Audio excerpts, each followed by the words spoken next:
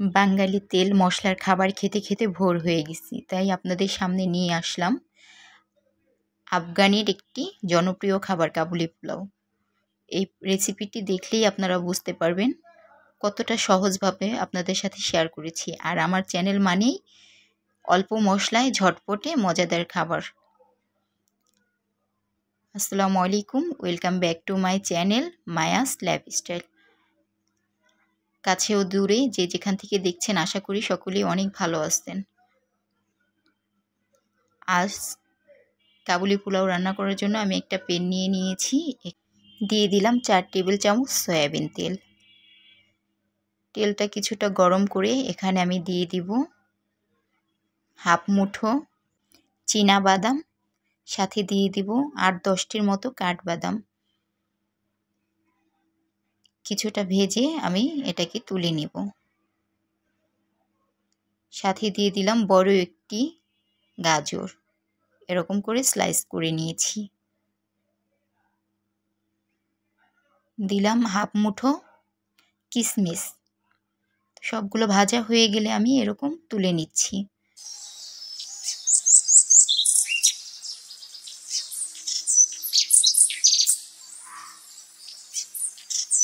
আমার রেসিপিটি যারা দেখছেন লাইক দিয়ে শুরু করবেন আশা রাখি। দিয়ে দিলাম 1 চামচ ঘি।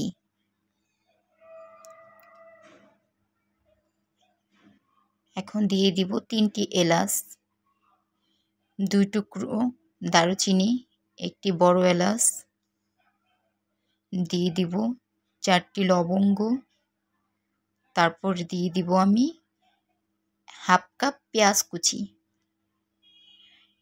এখন একটু নেড়ে চেড়ে নিব। তারপর দিয়ে দিলাম কেটে ধুয়ে পরিষ্কার করে রেখেছি চিকেন পিসগুলো। আপনারা এখানে মাটন কিংবা গরুর মাংস ইউজ করতে পারবেন। আমি আজকে চিকেন দিয়েই করে দেখাচ্ছি, কারণ আমার বাসায় আমার বাচ্চারা চিকেনটাই বেশি পছন্দ করে। তো দিয়ে নিচ্ছি আমি সবগুলো চিকেনগুলো একটু নেড়ে চেড়ে মিশিয়ে নেব।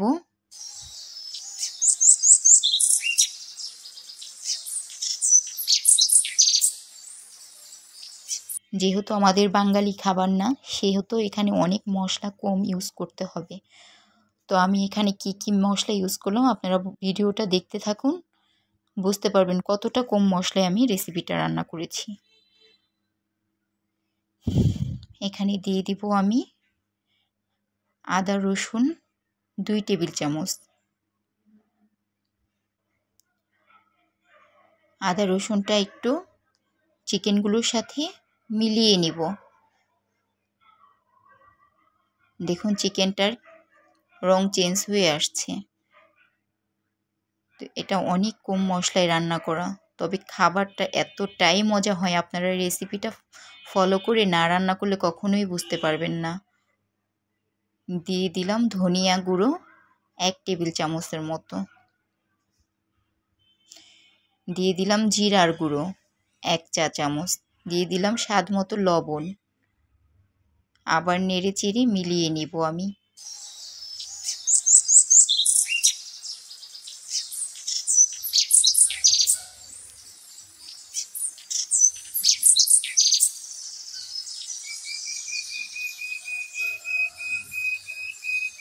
আমার চ্যানেলটাতে যারা নতুন এসেছেন অবশ্যই সাবস্ক্রাইব করে আমার পাশে থাকবেন।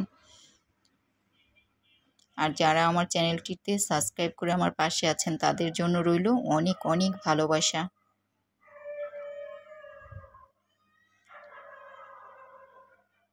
দেখুন আমি নেড়ে চেড়ে কেমন বাদামি কালার করে ভেজে নিচ্ছি।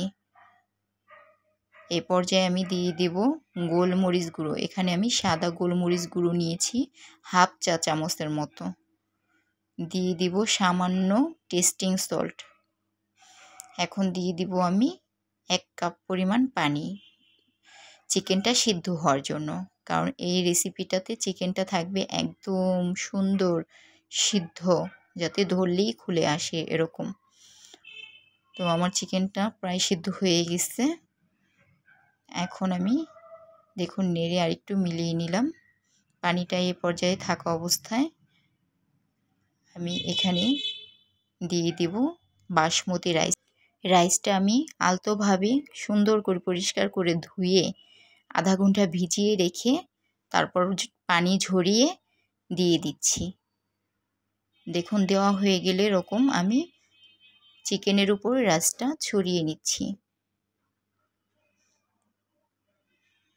এখানে বেশি নাড়াচাড়া করা যাবে না, কারণ বাসমতি রাইস বেশি নাড়াচাড়া করলে ভেঙে যায়,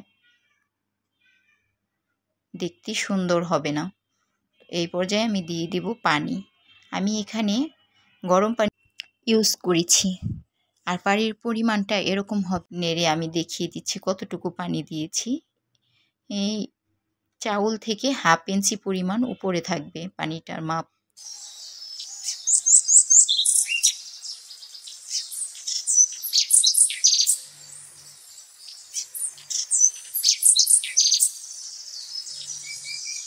হাফ ইঞ্চি উপরে আমি পানির মাপটা রেখেছি, আপনারা দেখে বুঝে নেবেন।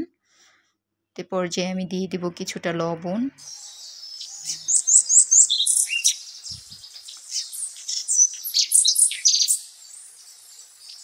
কারণ আমি রাইসের মধ্যে লবণ দিই নাই, মাত্র দিলাম। এখন দিয়ে দিলাম আমি 1 চা চামচ চিনি। এই চিনিটা আপনারা অবশ্যই দেওয়ার চেষ্টা করবেন, কারণ চিনি দেওয়ার কারণে এই রাইসটার টেস্ট অনেক বেড়ে যায়। তারপরে দিয়ে দিলাম আমি 1 চা চামচ গরম মশলা। গরম মশলাটা আমার বাসায় তৈরি করা।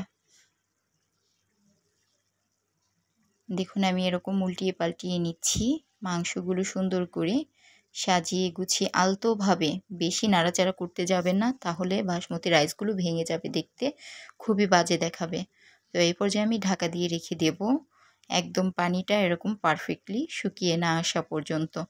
তো এখন কিছু হালকা হালকা ভেজা থাকা অবস্থায় আমি দেখেন এখানে ভেজে তুলে রেখেছি গাজর এবং বাদাম ভাজা, সেগুলো আমি এখানে দিয়ে দেব। রাইসটাকে একটু সরিয়ে নিয়েছি মাছ থেকে। তো আমি এরকম দিয়ে দেওয়ার পর রাইসগুলো হালকা তুলে নিয়ে এসে এটাকে ঢেকে দেব। কাজটা খুবই আস্তে করবেন, কারণ রাইসগুলো ভেঙে যাওয়ার সম্ভাবনা থাকে। দেখুন আমি এরকম ঢেকে দিলাম।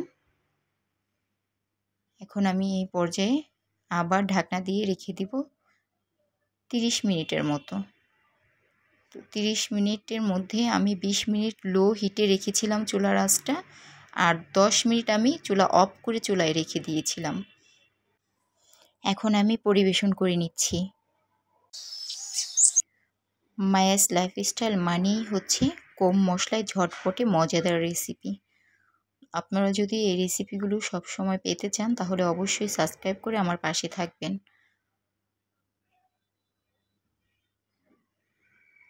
আর আমার রেসিপিগুলো অবশ্যই আপনারা ট্রাই করে দেখবেন, তবেই বুঝতে পারবেন আসলে কতটা মজাদার হয়।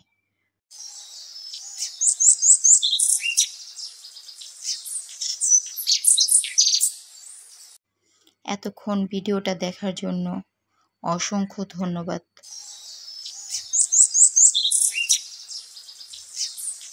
যে যেখান থেকে আমার ভিডিওটা দেখছেন সবাইকে জানাই আসসালামু আলাইকুম। আবার দেখা হবে কোনো এক নতুন রেসিপি নিয়ে। ভালো থাকবেন সবাই। আল্লাহ হাফেজ।